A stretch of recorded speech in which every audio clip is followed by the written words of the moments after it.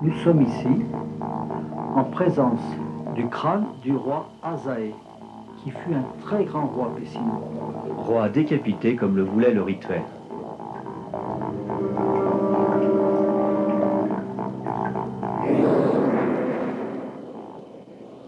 Les Pessinois, un peuple, une civilisation, une simple tribu, un groupe ethnique endogame, vraisemblablement une diaspora aux migrations incertaines dont l'épicentre se serait situé au cœur du massif de Chartreuse.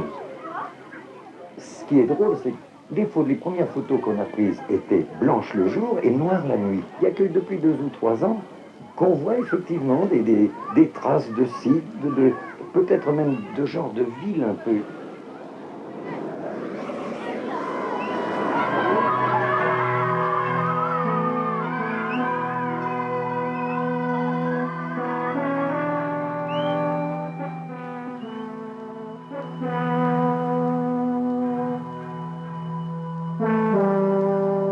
C'est là, dans ces massifs préalpins calcaires de la Chartreuse, que les peuplements préhistoriques se sont développés et sédentarisés.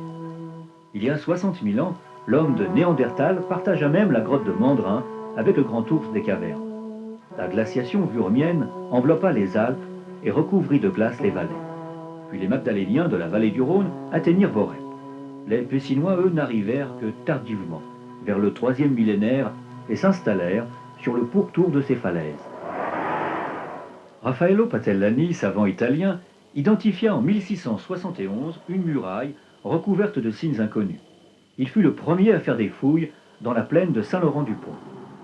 Mais c'est surtout Carme Nicep, aidé de son assistant Nitibéral, qui recueillit le plus de données. Malheureusement, un terrible incendie ravagea le village en 1854. Et Carme Nicep disparut avec sa maison, ses notes et ses trésors. Ici au-dessus, c'est le célèbre site des Charbinières qu'a prospecté Carme Nicep. Quand on redescend, on voit sur cette table, vous voyez, vous vous approchez, on voit un rouleau gravé. C'est un rouleau pessinois avec des écritures. Vous le voyez, vous le connaissiez, ce détail dans le tableau? Pas du tout. Je n'avais jamais remarqué. Ah oui, mais ce sont des détails que les gens ne voient pas. À la fin du XIIIe siècle, Saint-Laurent-du-Pont était déjà une ville fortifiée, entourée de murailles et de fossés, avec sa fontaine au milieu de la place, devenue célèbre.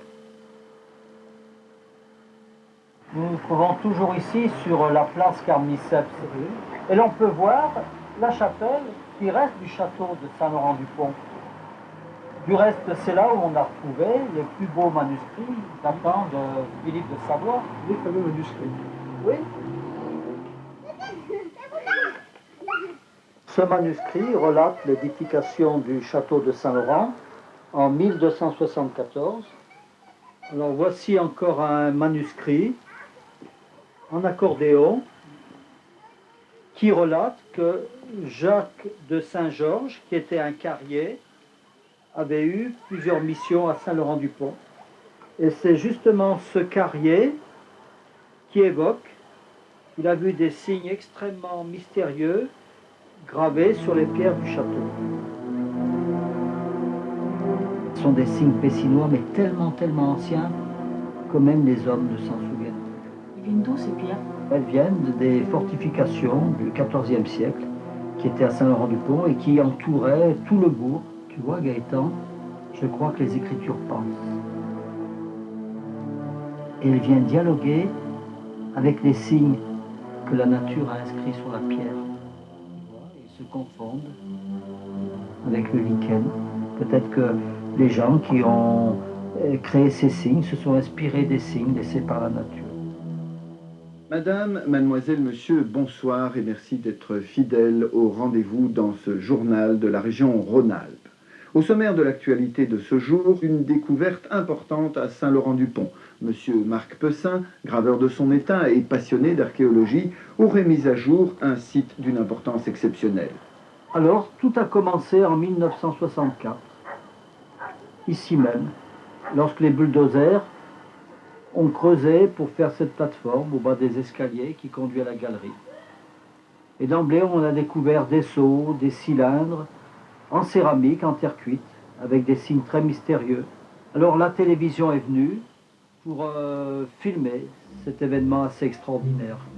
J'ai donc achevé les fouilles de Carnicet sur ce site des Charbinières, et c'est à la suite de la découverte de ce véritable trésor que j'ai voulu construire le centre d'archéologie pessinoise. J'ai effectué un vrai travail d'archiviste en classant et en répertoriant toutes les pièces.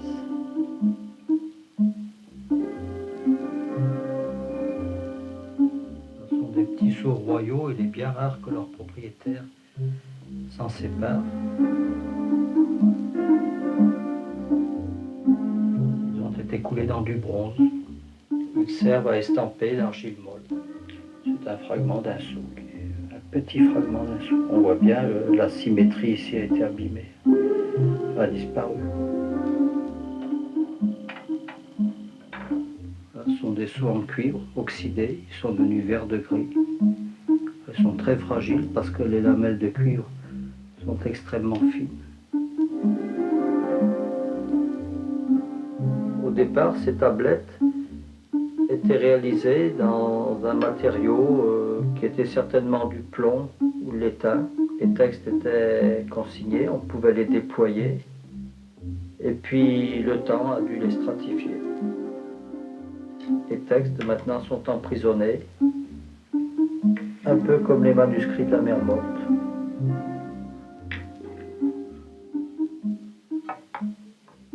Alors ici sont les fouilles du site des Charbinières, Saint-Laurent-du-Pont, en 1950. De toute façon, on voit bien ici Carnicet, c'est 4 ans avant sa mort, dans l'incendie de Saint-Laurent-du-Pont. La difficulté, c'est de ne rien trouver. On découvrit d'autres lieux de fouilles dans le nord de l'Isère, en Savoie, au sud du lac d'Aiguebelette, notamment à Fourvoirie-les-Provenches, sur la route qui mène au lieu monacal des Révérends Pères. C'est dans ces anciennes forges, au bord du Guiers-Vif, que des ouvriers tombèrent sur un gousset rempli de monnaie a priori pessinoise. Ces monnaies perdurèrent jusqu'au XVIIe siècle, subissant au cours du temps des modifications progressives. L'or fut remplacé par de l'argent, par du bronze, puis par du plomb, malléable et peu coûteux. Alors on sait bien que la qualité des monnaies pessinoises s'était amoindrie, mais tout de même, en arriver à ce que l'on va découvrir maintenant, il y a tout un monde. Alors là, c'est le moule numéro 1, trouvé à la Bonne d'Austin, et il signale qu'il est peut-être d'origine pessinoise. Ces monnaies ont été coulées en plomb. Elles sont d'une facture très négligée, très malhabile. Apparemment, c'est véritablement l'œuvre d'un faussaire. Que cette civilisation existe, en partie oui, mais d'abord elle n'est pas aussi évoluée qu'il a bien voulu le dire. Rien qui puisse révéler une civilisation aussi développée qu'il l'entend, ou qu'il le prétend. Si, on a bien eu des traces, quelques trous dans la terre, effectivement, qui pouvaient correspondre non pas à des constructions, mais très anarchiques, éloignées les unes des autres, même pas à l'abri du Nord. Certainement que les Pessinois étaient considérés à l'époque, on les appelait les potiers pessinois d'Aoste. Mais ils ont peu utilisé ce four. Ils l'ont utilisé jusqu'au 1er siècle, comme le dit le docteur, mais ils ne cuisaient pas des poteries utilitaires. Ils cuisaient des seaux et cylindres représentant les monnaies et les seaux pessinois. Ce que vous dites est très intéressant parce que ça donne un maillon supplémentaire à l'occupation de notre région et aux gens qui pouvaient y vivre à cette époque. Il y a des choses, obligatoirement, cette civilisation existait. Hein, déjà bien avant Marc Pessin d'ailleurs. Elle est le lien, si on veut, c'est ce que j'expliquais, je ne sais pas qui tout à l'heure, elle est le lien, le chaînon manquant, si on veut, je crois, entre le sélacanthe et l'homo sapiens. Ici, c'est ce qui reste d'un instrument à percussion. Les Pessinois appelaient ces sortes de poids les pierres qui chantent. Et c'était certainement un instrument de musique extrêmement complexe, qui était fabriqué en céramique, mais avec un poids assez important, un pourcentage assez important de kaolin. Je pense que c'était frotté en archer. Mais on a très très peu de renseignements scientifiques sur ces pierres qui chantent. Cathares, Templiers, Ordre de Malte, les secrets fondamentaux des Pessinois intéressaient beaucoup de monde, tous ceux qui avançaient sur la voie de la connaissance. Ici, aux Échelles, quand on a restauré la tour de la commanderie, on a mis à jour de petits coffrets contenant des monnaies et des PPP, papier pressé pessinois, une production prolifique et polymorphe. Cette pierre représente une clé de voûte qui était l'ancienne porte de la commanderie des Templiers, elle date de 1632. Mais ce qui est étonnant, ce sont ces écritures pessinoises gravées dans la pierre, dans l'escalier qui montait à la salle Béatrice de Savoie. C'est la première fois que je vois un ensemble autant complet de signes pessinois. C'était certainement un texte complet. Mais actuellement, tout est très dépassé, les gens marchent dessus parce que certainement on ne le voit plus. On reconnaît quelques groupes de caractères, ici on reconnaît un sceau. Mais c'est tout à fait étonnant de ça.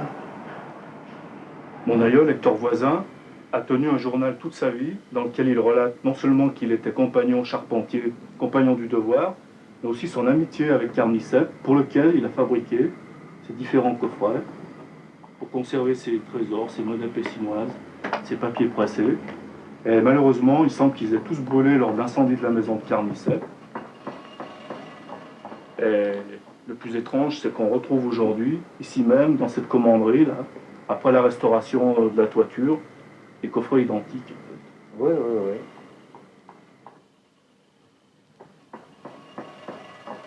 Ces manuscrits, ces papiers pressés pessinois, expliquent l'avenue de Saint-Bruno, qui après une expérience à Sèche-Fontaine, dans la recherche mystique, eut l'intention d'aboutir en Chartreuse, dans la mouvance savoyarde. Et je crois que l'hypothèse historique la plus possible, c'est que ces manuscrits, dès le début du XIIe siècle, furent offerts aux Templiers. Du reste, ça expliquerait pourquoi on les retrouve aujourd'hui dans la commanderie des Échelles. Est-ce que ce sont des résurgences du passé? Est-ce qu'il s'agit de gens venus d'ailleurs? Parce qu'il est très possible qu'il s'agisse d'une civilisation finalement qui ne soit pas terrienne. C'est très possible aussi, mais là, faudrait-il encore pouvoir le prouver. Vorep a une très longue histoire. On a retrouvé dans la grotte à Bibi des crânes datant du néolithique. En 1316, l'éboulement de la montagne a emporté le château et le bourg. Et c'est à cette époque que furent découverts des rouleaux manuscrits écrits en pessinois relatant la vie et le martyre de Sainte Eulalie. Sainte Eulalie est née à Mérida en Espagne sous le règne de Maximien. Ce texte nous dit qu'elle était belle. Les ennemis de Dieu voulurent la vaincre, mais rien ne put fléchir la jeune fille et l'empêcher d'aimer le service de Dieu. On la jeta au feu afin qu'elle brûlât. Le feu n'eut aucune emprise sur elle. Le roi païen ne voulut pas reconnaître ce miracle et la fit décapiter. Elle appelle le Christ, puis vole au ciel en forme de colombe.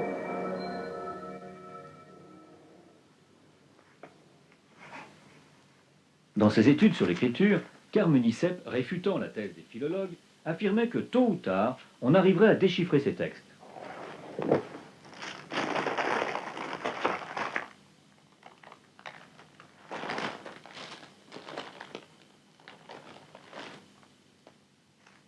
On sait que le langage utilisé par les Pessinois correspond à un double codage, sémantique et fréquentiel. Ce langage écrit est alphabétique. Il est représenté par un mélange d'expressions alphabétiques et d'idéogrammes. Alors, la lecture de ce signe présente encore de nombreuses incertitudes, mais son caractère juridique paraît très vraisemblable. Voilà, on a bien mémorisé un général ou un chef de tribu, en fait quelqu'un d'important, puisqu'on voit sa tête qui est entourée comme un halo de petits points. Bon, et voilà, on voit comment le signe se dénature à force d'être répété. Mais vous savez, hein, le pays des Pessinois est un sujet tabou. Un peu comme si un zoologiste s'intéressait au squelette de Mickey.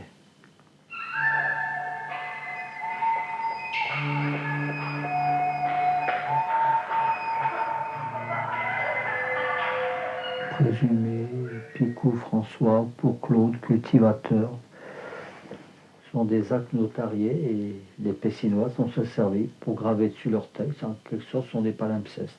Ils ont été estampés sur un acte notarié qui date de voilà, c'est à l'envers 1631. On sait qu'ils ont été trouvés à Crémieux. Crémieux, c'est le Nord-Isère. Il y a eu des radiographies de fait. À l'hôpital de Grenoble, je crois, il en avait fait les dernières, il y a 20 ans ou 30 ans. Et il en avait été trouvé un Pessinois vivant. C'est étonnant, je veux dire, il y en avait un qui était vivant. Eh bien, à l'intérieur, par la radio, il n'y avait rien. Effectivement, il y a un désaccord sur l'aspect morphologique des Pessinois. Mais n'oublions pas qu'on a encore trouvé des preuves de leur culture sur le rocher du Cornillon, dans la plaine de Saint-Égrève. Ici, nous rentrons dans le rocher. C'est la seule porte qui puisse monter au rocher. C'est la seule. Tout le monde passait par là.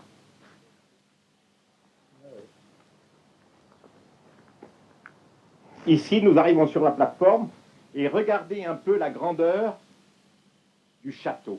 Tout ça, jusqu'aux limites là-bas, tout ça, tout ça, tout ça, tout ça. Et ici se trouvait le donjon.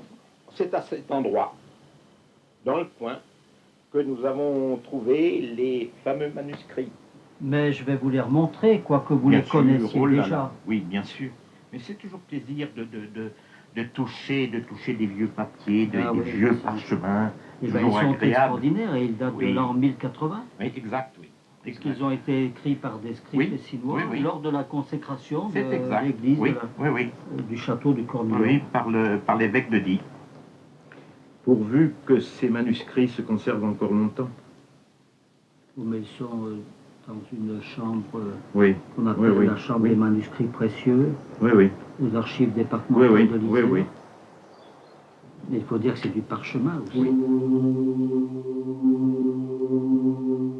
Voici sur l'original le plus beau manuscrit pessinois du XVIIe siècle, conservé ici aux archives de l'Isère. Je vous l'ouvre, et comme vous pouvez voir, il est daté de 1686 et marqué d'une encre marine. Oui, oui, merci.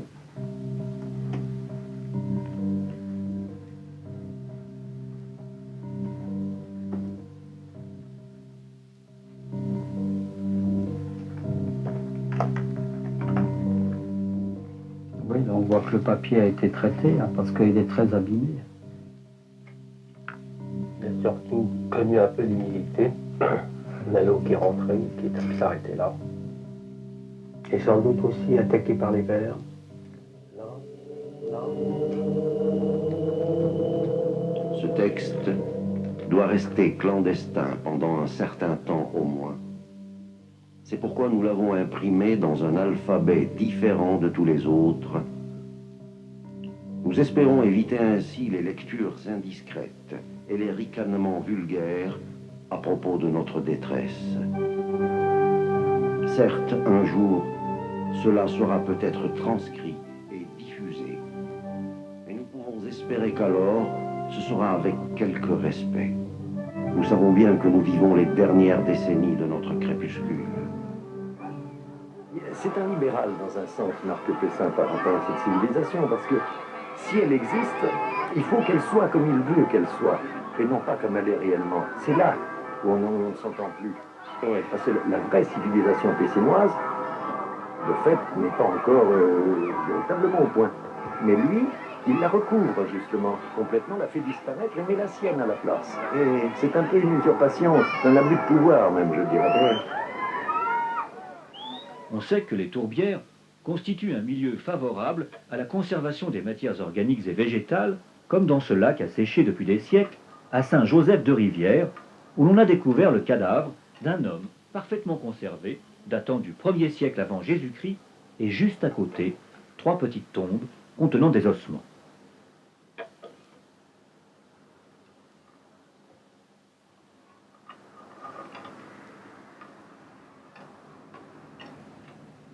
Le centre de criminologie de Grenoble nous a fait remarquer que c'était la mâchoire d'un homme très sain, puisque la dent est en parfaite conservation. Il est certain que ces gens se nourrissaient beaucoup de légumes, et l'on savait par des écrits qu'ils se brossaient les dents avec des pelures de pommes. Les tombes étaient soigneusement enroulées de tissu, comme des petites momies. C'est peut-être le goudron qui a permis de les conserver d'une manière encore plus durable. Il invente des tombes, effectivement, des choses comme ça, là où elles sont. Oui. Mais qui a pu aller là-dedans, sans se détendre véritablement?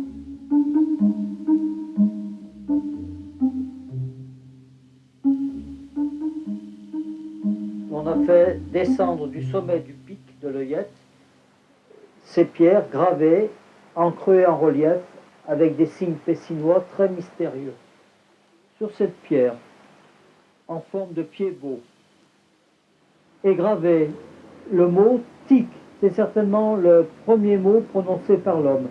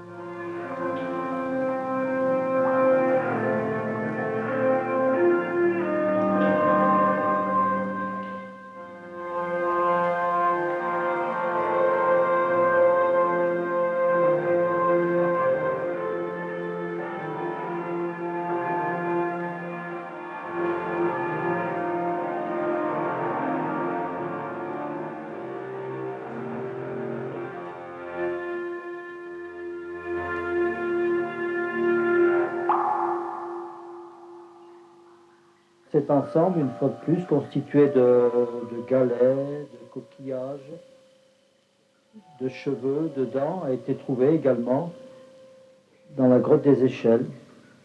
Les galets sont étonnants parce qu'ils sont extrêmement plats. Alors on voit le travail de la tresse, ce qui nous laisse supposer que les femmes véritablement devaient avoir des petites tresses.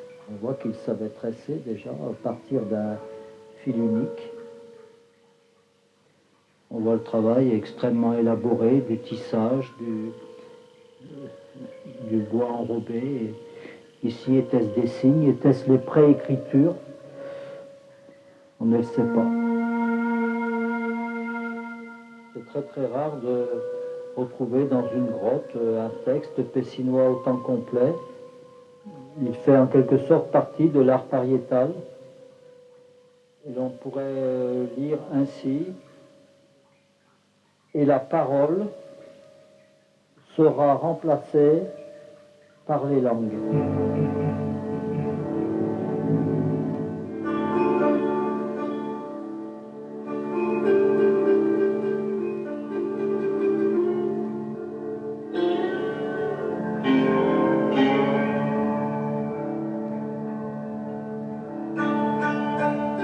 Il s'agit d'un idiot jardinier.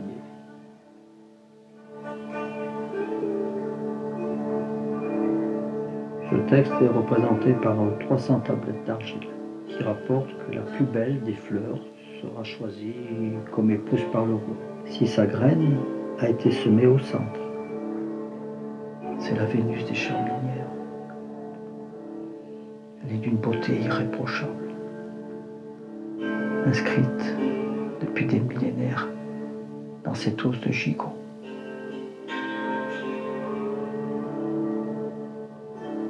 « 37 711 pièces ont été répertoriées, classées, étiquetées, examinées soigneusement à la loupe, écoutées au macrosonde et traitées au carbone levure. Peut-être pourra-t-on retrouver des voix et des musiques archaïques dans les sillons et dans les anfractuosités de ces œuvres d'art insolites. Un côté inquiétant, il marque pas ça. On ne sait pas trop si... Il y a des moments, des raisonnements qui sont pas tout à fait humain, disons. Il est à la limite.